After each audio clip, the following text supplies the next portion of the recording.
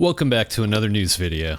This week, we're talking about the successful launch of Split Fiction, Diablo 4 being too easy, and what the devs plan to do, as well as the hype surrounding the Battlefield 6 beta leaks. Plus, we've got a bonus round covering Fragpunk's Steam success, the RPG landscape, and more.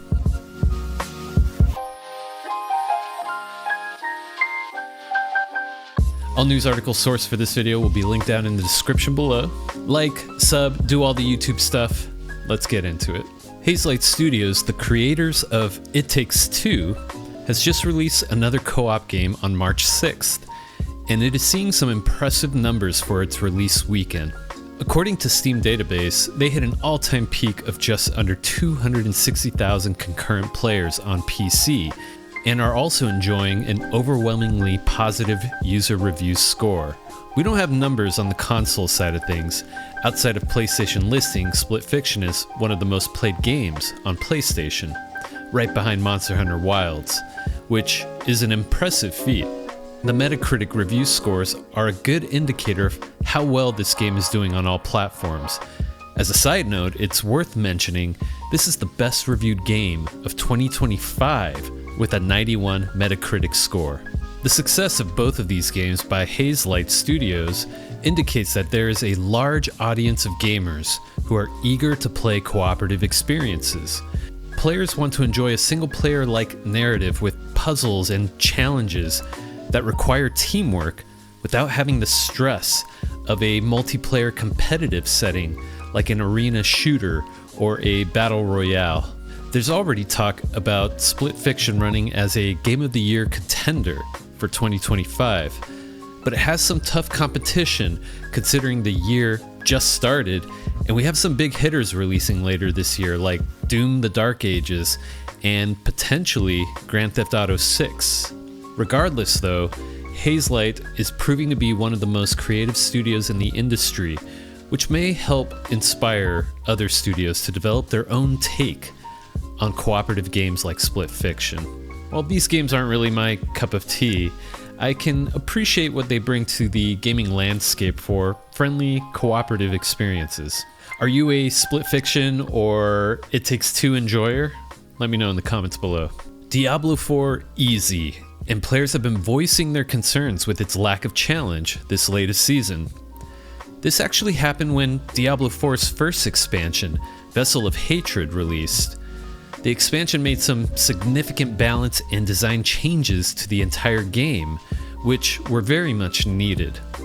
But with all these changes focused on the player experience, specifically around the classes and how players obtain loot and power, the monsters didn't really receive much of a rework to compensate against the amount of power players are now obtaining. This latest season in particular, players were reaching max level in half the time it took prior seasons, according to design director Colin Feiner. In response, the team will be increasing the time it takes to climb up to level 25. They also plan on reducing the drop rate of legendary items while you level up to 60. To help fill the gap, lower tiered items will be tuned to be more powerful and make them worthwhile during the leveling journey for players. And of course, the endgame will be addressed. Torment levels will be getting harder. Blizzard states that 50% of players in the current season have made it to the highest torment level in half the time of the prior season. To quote Feiner again, just from a philosophy standpoint, we really want whatever the hardest torment tier is, in this case Torment 4, to be aspirational. And to us, that means around 10%. The endgame bosses will also be redesigned, and 3 new bosses will be added to the ladder. Apparently, each boss can be fought for free and will drop a chest after beating them that requires a key to unlock. So, no more inventory issues with it being filled with summoning items. Oh, and Belial will now have a chance to crash your party. So yeah, that's gonna be a thing. Why not just buff the Butcher and make him more scary? Or wait, maybe there's a chance that you could potentially run into the Butcher and Belial? Oh god. I think this sounds great, and I just know that some players are going to be upset that they won't be able to reach the end game as quickly, or potentially at all. But ARPGs need to have some pushback. Otherwise, you fly through all the content and end up with nothing to do in the end. Or it just feels too easy, and you can just close your eyes while grinding out loot. You can play the Season 8 PTR from March 11th to March 18th. Otherwise, you can experience all these changes on the season's full release, dated April 29th. I took a break from Diablo 4 after the release of Vessel of Hatred. I really enjoyed the story, and it just felt like the game became too easy compared to where the game was at launch, which I actually really enjoyed. I enjoyed the sort of slower pace of leveling. Acquiring loot was slower as well, so whenever you found something great, it was much more meaningful. So yeah, I really hope that they find a middle ground between what we had at launch and where the game is currently at. If Blizzard can nail it, I might come back and play Diablo 4 again. What do you guys think? Will you be returning to the world of Sanctuary for Season 8? Let me know in the comments below. DICE Studio held a closed beta test for the recently announced Battlefield 6. And even though non-disclosures were sent out to all testers, guess what? There were leaks! While Electronic Arts, the publisher behind the game, has been quick to take down videos and screenshots, if you search for Battlefield 6 leaks, you'll more than likely find them. I won't be sharing any of the leaked footage or screenshots here, obviously, but I've taken a look at them, and I can definitely say I'm impressed. There's explosions, architecture being destroyed in real time, the return of classes instead of hero-like specialists. The map on display also looks like a return to the modern-day setting, a war-torn Middle East setting with streets, alleys, and multiple levels in buildings. You've got boots on the ground, running through streets and alleys, utilizing cover wherever you can and taking down the opposition. Seeing squads rolling together, each utilizing their class kits, is great to see again. Sneaking up on a tank with an RPG never gets old.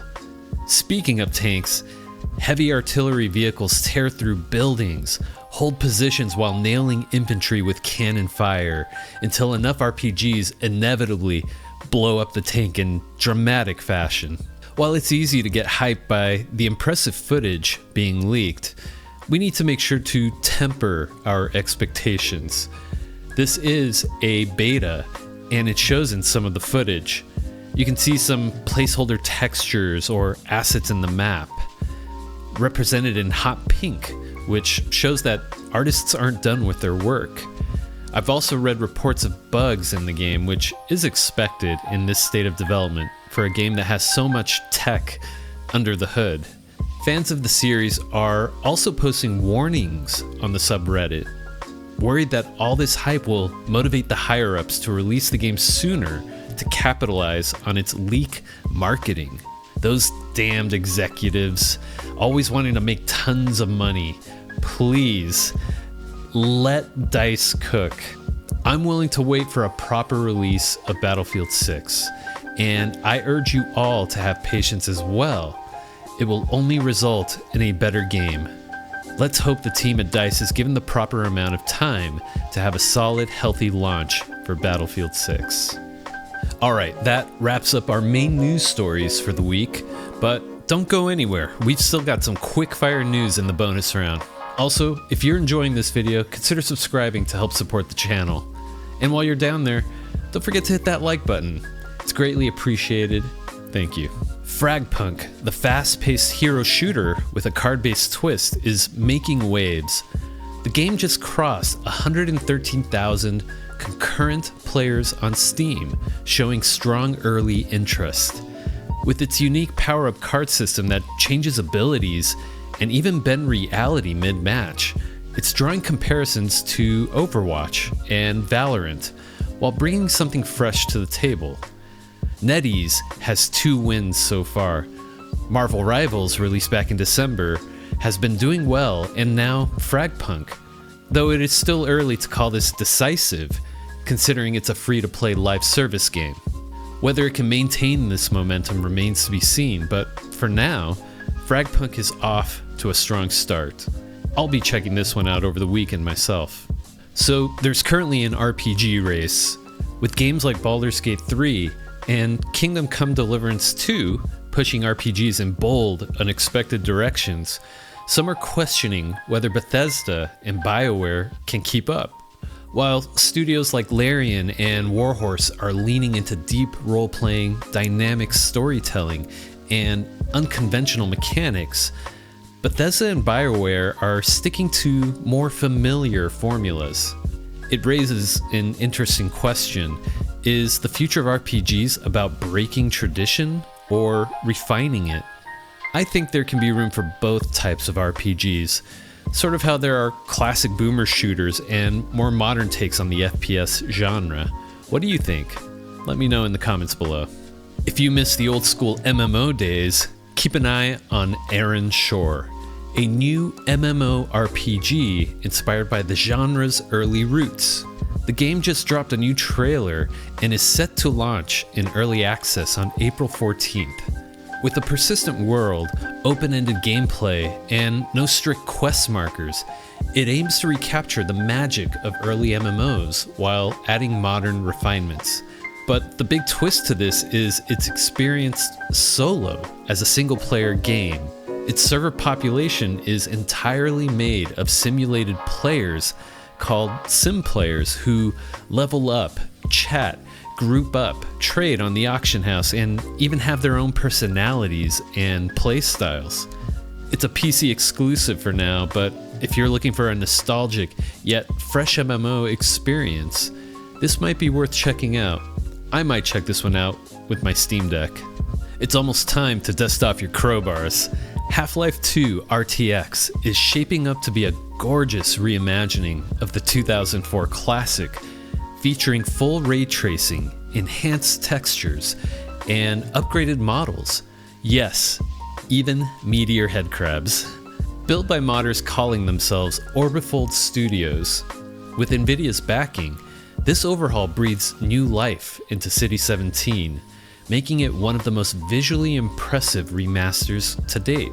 No release date yet, but if you've been looking for an excuse to revisit Half-Life 2, this might be it.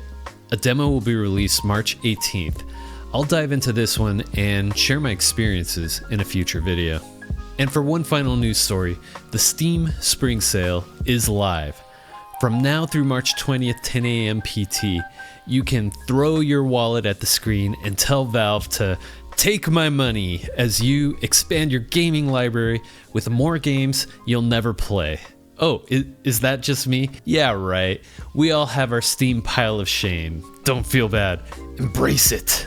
And that's a wrap for this week's news video. If you've got any thoughts you'd like to share regarding any of these news stories, feel free to leave a comment down below. I'd love to hear what you think. If you enjoyed the video, hit the like button, share it with friends, and subscribe for more great gaming content. And if you're looking for more from this channel, check out this recommended video right here.